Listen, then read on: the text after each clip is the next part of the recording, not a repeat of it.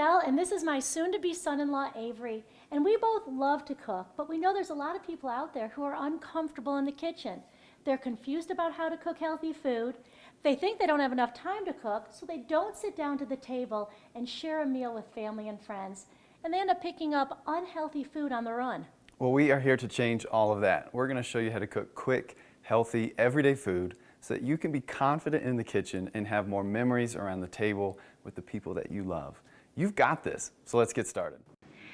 All right, guys, we have a really fun show for you today. This is Avery, my cute son-in-law, and we're going to be cooking up some great stuff, right? You can say son-in-law now. I can say son-in-law. Yeah. They're married and everything's official, so it's exciting. So for a while, I had to keep calling him future son-in-law. But if you see the future son-in-law, forget it. He's now the real deal. I didn't know what to call you either. I know. I was always like, You call me Miss Michelle. Exactly. I like that. Yeah. I like that.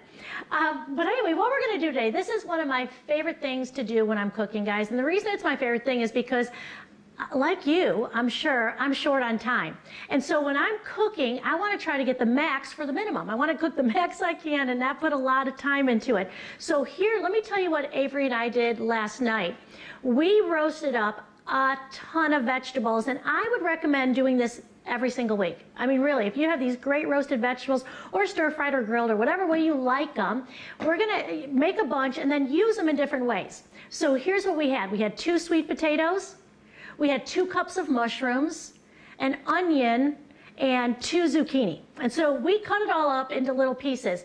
And you know, often when I'm doing it, I will cook the sweet potato for about maybe 10-15 minutes first, because that takes the longest, and then toss in the rest of the vegetables. Oh, we also used some red pepper. So we used 2 red pepper. So we really had a lot of vegetables going. So to roast vegetables, what do you want to preheat a hot oven, right? Yeah, always preheat the oven first. We do it on about 375 or 400.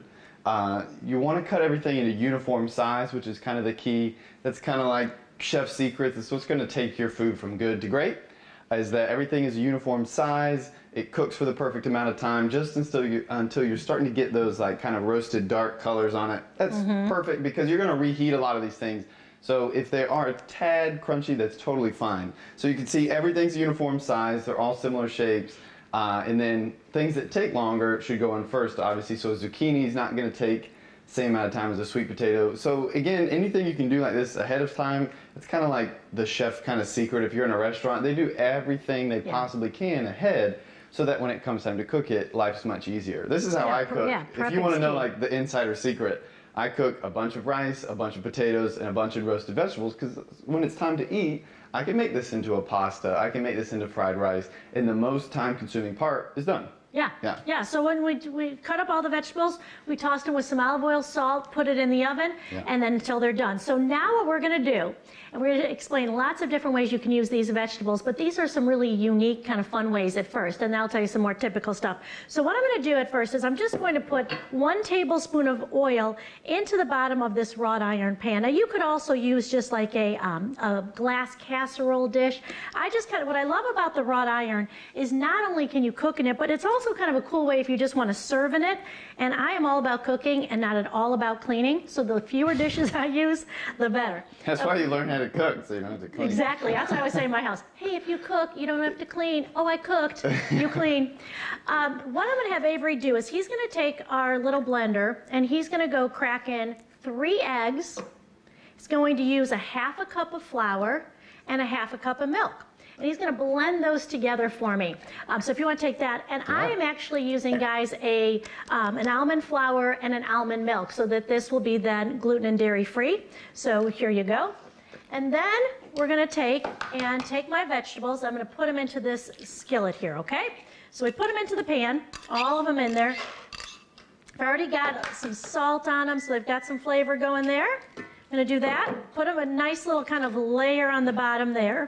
Then I'm taking, this is approximately 2 slices of bread. There's this amazing bakery. We're right now filming in North Carolina where Avery lives. And we went to this great bakery and got some organic bread. So I just want to cut it into small little cubes, because what we're making here, get ready, it's a bread pudding, okay? But It's blue cheese and vegetable bread pudding. I know that might sound really strange, but I made this and I was like, oh my goodness, this is one of the best things. And I made it for a group of people and they really enjoyed it. Now, the nice thing about blue cheese is you don't need to have a lot of it. They're gonna blend. We don't need to have a lot of blue cheese to give it flavor. So as he's blending, I'm just gonna go ahead and mix in the bread and the blue cheese.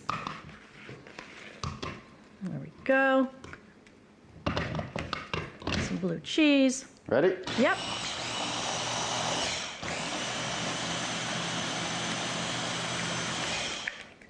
Okay, got that blue cheese all around.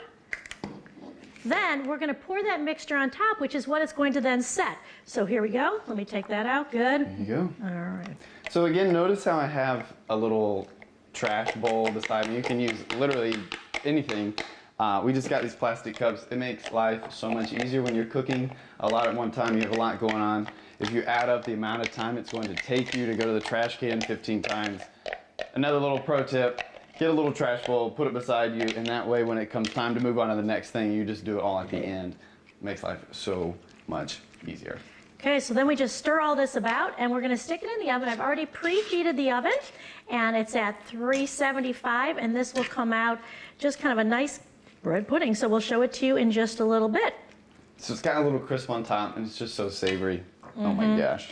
Yeah, I you love can this one. add more ingredients, things like different seasoning, guys. We can add tarragon, we can add all these different things, but I'm trying to keep these recipes simple. Very few ingredients, because that's what people tell me. They're like, I don't want to have a list of ingredients, 15 long. Do you want to add garlic? You want to add tarragon? You go ahead and you want to spice it up, add some crushed red pepper. Okay? There we go. Ready? We'll stick that in. And then we'll get rid of that. And we're going to cook that usually at 375. It takes about 25, 30 minutes. So we should have that ready just about at the end of the show for you. All right. Okay, well, let's move on to one of my favorite dishes in the entire world, fried rice. It's a classic. You've had it a million times, but I'll show you a few ways that you can make it just a touch better. So again, time management's a key issue. I want to make sure that my pan is hot, and there's a few other things I can do to make life easier for me. So first, I'm going to turn on the pan. Avery's all about having that pan hot. He's always like, don't put anything in a cold pan, Michelle. Well, that's just a mistake I see a lot. I cook with a lot of folks, and they just do funny things to me because I've been cooking for a while, and I'm like, oh, actually, you shouldn't do that. And so one of the big things is putting things into a hot oven, a hot pan. It gives a good color. That color usually translates to much better food. With fried rice, it just matters that things like cook efficiently and evenly. So I've got my 2 cups of rice here. So I just made this ahead of time. If you got a rice cooker, you cook it on the stove. You could do the easy kind of microwave bags. I always cook my rice in the oven. A lot of people look at me weird, but I think it always comes out better. We have arguments. We say we're going to have a contest. I like doing mine in a rice cooker because it's like cooking rice for dummies is the rice cooker. Oh, for sure. That's what I do. He doesn't end up in the oven. I do an oven pan, cover it in foil, same proportions. It's awesome. It does not really matter how you cook it as long as you've got some beautiful rice. You can do brown rice. You could do whatever, the kind of black rice, wild rice, even if you were kind of on that kind of health kick, whatever you were looking for. You could do quinoa too. Oh, yeah, if you haven't cooked quinoa, it's in a lot of ways similar to a rice, but it's not a grain, it's a seed, and it's naturally gluten-free, much like rice is gluten-free. But so often now people are going grain-free. If you go grain-free, quinoa is a great option. It's also one of the best sources of sustained energy. It releases the carbohydrate and it releases energy in a great way. And so when you cook rice for dinner, or quinoa or any of them, the next day, right? Now you got, if you had rice and vegetables for dinner and maybe some shrimp, this is how you take it into a meal the next day. Exactly. So again, I've got my vegetables as the base, and then I'm just adding a few things that I normally have around. So we got some special shrimp. You can make it without that, but then it's just kind of seasonings and eggs and rice. So it's awesome. So the first thing is the shrimp. Now that pan is going to get nice and hot. Peeling shrimp, easy, don't be intimidated. Sometimes you can even save money by getting the unpeeled. Usually, of course, they're going to charge you for the extra labor to do that. So, although I'm embarrassed to say, my son was here helping us prep today, and we were telling him to peel the shrimp, and he's like, how do you peel a shrimp? I'm like, you're 21 years old. How do you not know how to peel a shrimp? You think some things are given, but not always. I guess I've been, coddling him too much when it comes to shrimp peeling. My dad lived in New Orleans for a little while, and so this was a very integral part of our growing up, was a lot of shrimp. So exactly, I'm gonna take the legs and I'm just gonna peel down and around. So see how I took the legs and I peeled around? I usually do this twice, so I'll get the next set, go down and around. And then, once I've got it about 3/4 of the way off, I pinch from the tail, and just like so, it pops right out. I usually run this under a little bit of water too to make sure that no kind of shell got behind. Another thing that I like to do, I think it helps it cook more evenly, is I'm gonna take a small little paring knife, and I'm gonna go along the back. That gets some of that gunk out, as well as kind of butterflies the shrimp, so it cooks more evenly, and you'll be able to tell exactly when it's done. Shrimp cooks very quickly, so I've got a little plate. I'll put them on, and then we'll keep going with the rice. So I'm not sure what that gunk is, but all I know is I think it's better without it. Like I look at that gunk, that black thing in there, I'm like, I no, don't actually want that. We'll get rid of that, and I'll eat the rest of So I did just touch some raw food, so I'm going to wash my hands, of course, and get some of these things out of the way. Yeah. And while he's doing that, guys, and just kind of washing his hands off, I want to show you, if you can see, the shirt that I'm wearing. It is our newest shirt, and it says forgiven, guys, and it says forgiven with the, as you can see, it's in the shape of a cross. And that's just because I think I want people to look at this shirt and realize that no matter what you've done in the past, no matter what you've done in the past, you can be forgiven. And that's just by believing in Jesus. You ask him and you're, just say, hey, I messed up. Can you please forgive me? And he is there and saying, absolutely. Come here, let me give you a hug. And so if you guys, this is one of the ways that you can support the Fresh Table. We are actually connected with another program called Faithful Workouts. And so you can go to thefreshtable.org, and there you'll see a connection to Faithful Workouts, and then you can buy these shirts as well. It's a great thing to have on when you're going about your day. So just as a reminder to people that they are forgiven. For sure. It's awesome. Well, I'm going to start with some coconut oil. This is better than olive oil. If you're making fried rice, you might give it a slightly on flavor. So I've got this warm pan. I've just got a tablespoon of coconut oil. That's all. And then I'm just going to cook things in order. So just think ahead, plan a little bit ahead. These are already cooked. They should not go in the pan first, because then you're just kind of messing with the order of things. So I'm going to do the shrimp. It's going to be nice and hot and delicious. Then I'll do the egg, and we'll add the rest of it in. Cool? And shrimp cooks so quickly. One of the biggest things people do wrong is they overcook those shrimp. So you don't want to have to overcook. No, that's exactly right. Basically, you're looking at about a minute or two on each side, maybe even less on that second side, probably really about 30 seconds. I'm going to rinse my hand real quick. If you weren't watching, you probably wouldn't wash his hands in between so much, but he has to be really good now. It's a good habit to be in. I'm in a bad habit also of like not cleaning as I go, and so the end of the meal will come and there's just 15,000 dishes and dinner, because like, you have to clean as you go, you have to clean. My mom used to say that to me all the time when I was cooking. Like, you better clean up as you continue to work. I used to cook with my father-in-law, Joe, my husband's dad, and he was one of my favorite people in the world. And he died a few years ago, and as I'm doing these cooking shows, I always think about him, because he would have been the star of the cooking show. He was an Italian guy, so fun. But I'm telling you, if you were cooking with him, if you touched something, he cleaned it. I'm like, I was done with that. And he went through about 400 paper towels every meal. I was like, what another paper towel? He was a cleaner, though, but he could cook and he would clean. So I miss him. So if you look, I've got this guy on high. They are totally beautiful on that one side, so I'm gonna flip them over.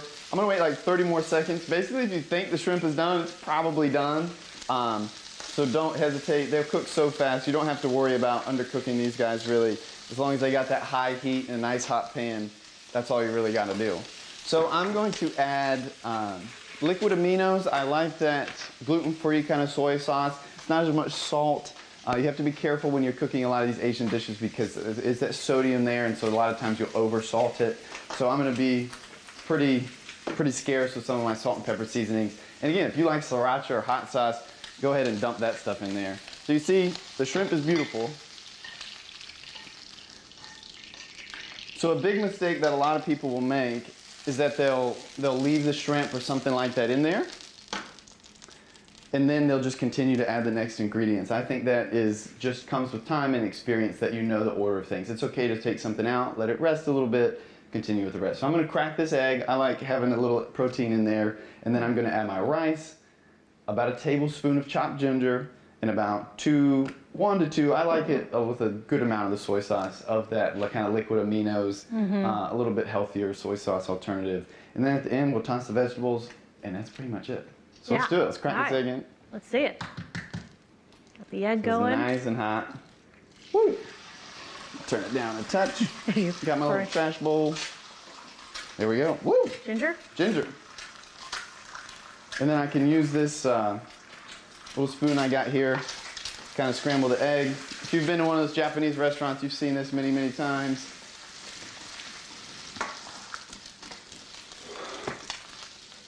So as that's just about 3/4 of the way done, it will continue to cook a good amount. I'm going to add my rice. And he's got 2 cups, so we had what was it, 1 tablespoon of ginger? Yeah, about 1 tablespoon of ginger, and then 1 to 2 tablespoons of soy sauce. Okay. 1 egg, 2 cups of rice, and this will make enough for 2 people. And again, if somebody's coming over, triple, quadruple, whatever you want to do with the recipe. Yeah, we're going to try to show you how to make these things really for 2 people, 2 servings. You can then double, do whatever you want. So the amount of vegetables that we roasted for today, they are based on 2 people. This is what I would make for 2 of us for the kind of the next couple days. If you really want to get really chefy, you can kind of take the pan and give it a little toss like that. He's just showing off now. Rice is a good thing to practice with. Don't have like a big expensive piece of steak or whatever you had in there. You can see that's basically it. Again, I could add hot sauce. I could make this customized to my own preferences. I like a lot of ginger, so I usually add a decent amount of ginger in there. If you don't have fresh, you can always do ground. And that's just basically it. So then I'm going to toss those shrimp back in. Just like so. That's amazing. I mean, how easy is that? You know, again, even if you have leftover chicken or pork or whatever it is from the night before, you can always just use all this extra stuff that you have from the day before and make a whole nother meal out of it. So great if you're someone who has to take lunch with you to go. In the morning, get up, whip up a batch, and then take it with you as well. So that looks really good. And I put it back in the same bowl that the rice was in, so that whoever's coming after me has to do less dishes. Good habit to be in. So thoughtful. Okay, so now we're going to move on. Are you all done with yours? I think it looks amazing. Yeah, good job. Okay, so this is going to be a really unusual one, and you're going to say calling it a Reuben is really a stretch here, but I was in a restaurant and I had something similar to this, and I love Reubens, but I have to tell you, this version of the Reuben really was good. So again, I'm using these wrought iron pans that I love so much. So the first thing I'm going to do is I'm just going to coat the bottom of that pan with a little bit of 1 tablespoon of olive oil and just kind of smear that around. And so if you aren't familiar with Reubens, Reubens are typically a sandwich, and they're made with rye bread, corned beef, sauerkraut, Thousand Island dressing, and then some Swiss cheese. So this is going to be a similar concept to that, but different. So here's what I'm going to do. I'm going to take my roasted vegetables, and I'm going to start by putting all of those yummy vegetables into this bowl. And again, don't feel tied to zucchini, sweet potatoes, onions, peppers, mushrooms. I know a lot of people don't like zucchini. They only like it fried or whatever the situation is. That's totally up to you. Don't feel like you have to stay to a lot of these recipes. Again, I've said this a million times, but stick to the recipe usually at first, exactly the first time you make it. And the second time, once you've got a feel for what it is, you can do basically kind of whatever you want to adjust it either way, according to your preferences. Again, you're making the food. You can make it how you like it. I know when I cook, I try to make it not too spicy for the whole crowd, even though I may like it more spicy. But again, people can always add more, you know, exactly. And that's why I am with.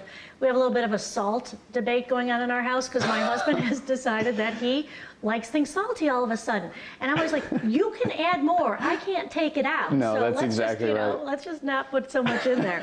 But I'm glad you said that because there's so many different vegetables, and sometimes people look at one of our recipes and go, "Oh, I don't want that because I don't like sweet potato."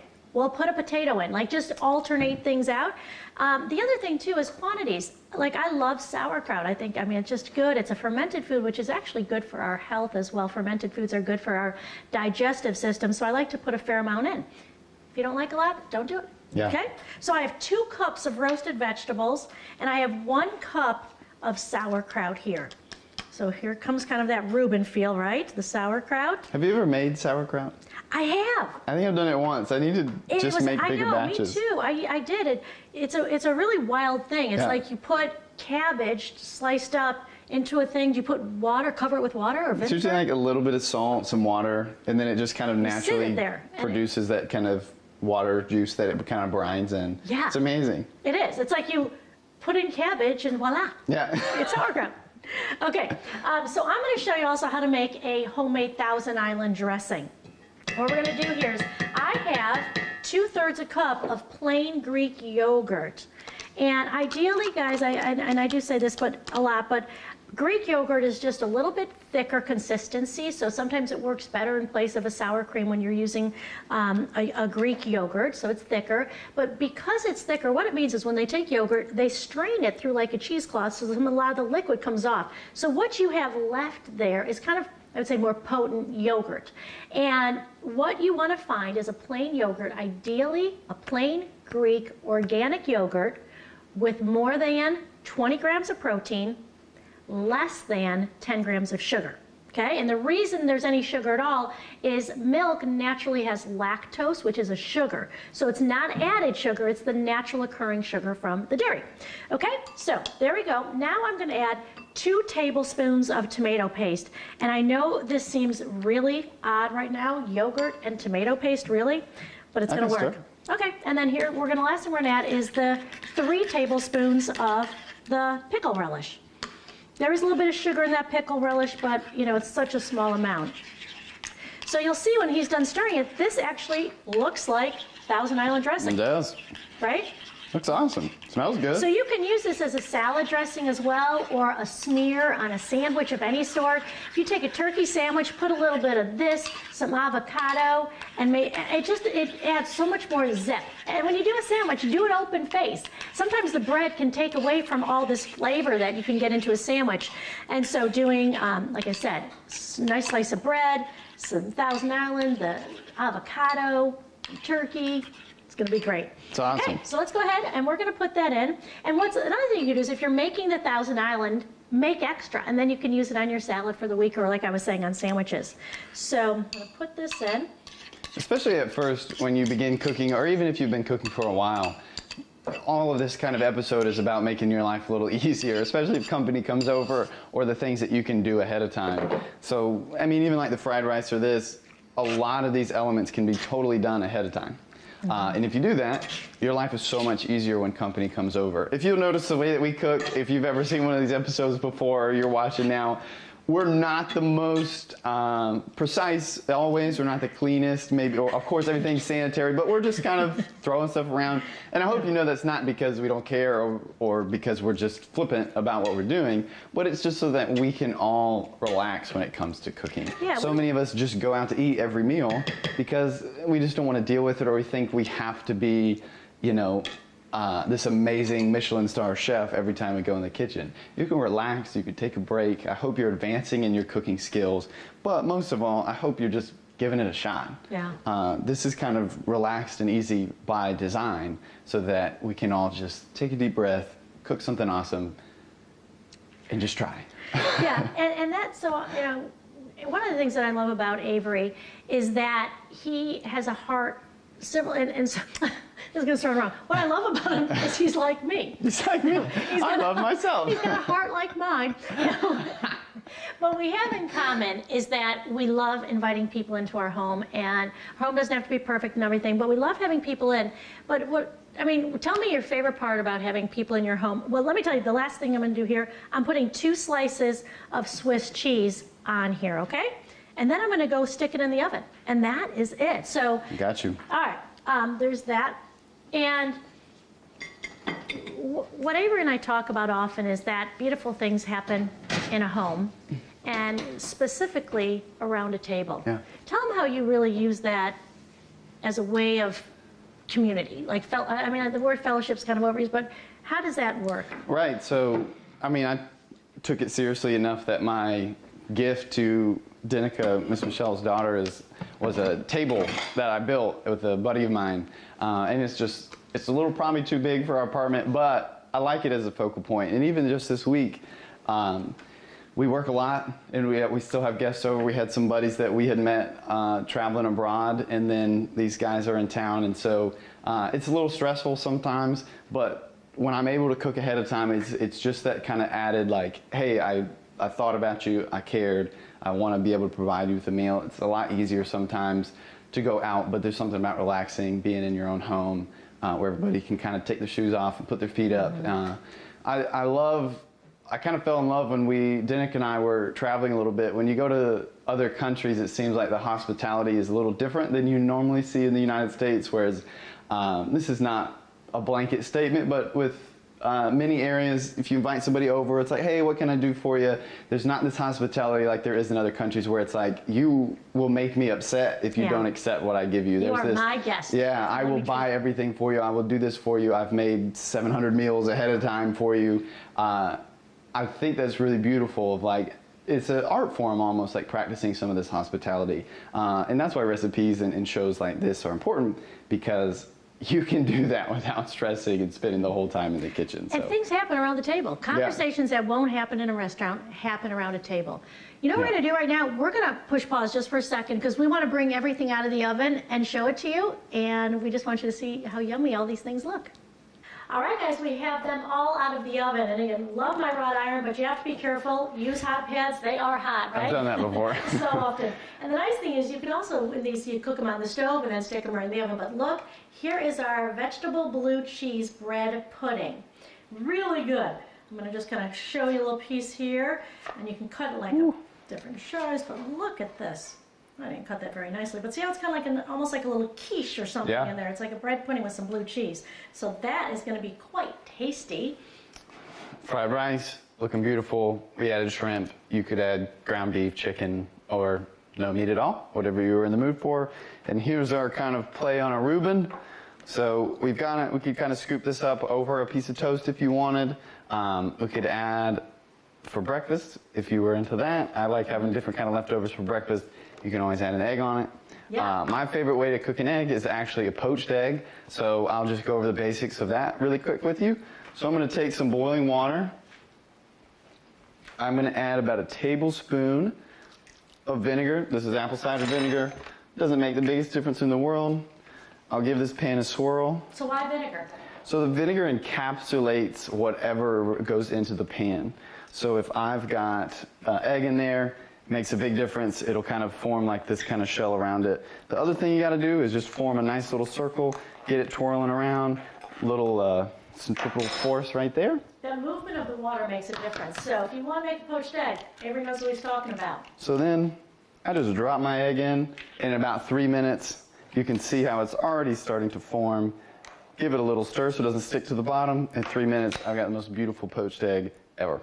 And use a slotted spoon to take it out, right? Beautiful. Yeah. So there we are. I really hope you'll do this. A couple other things. When you're making this big batch of roasted vegetables, what's also nice, put them on top of a salad. Make a big salad, eat them cold.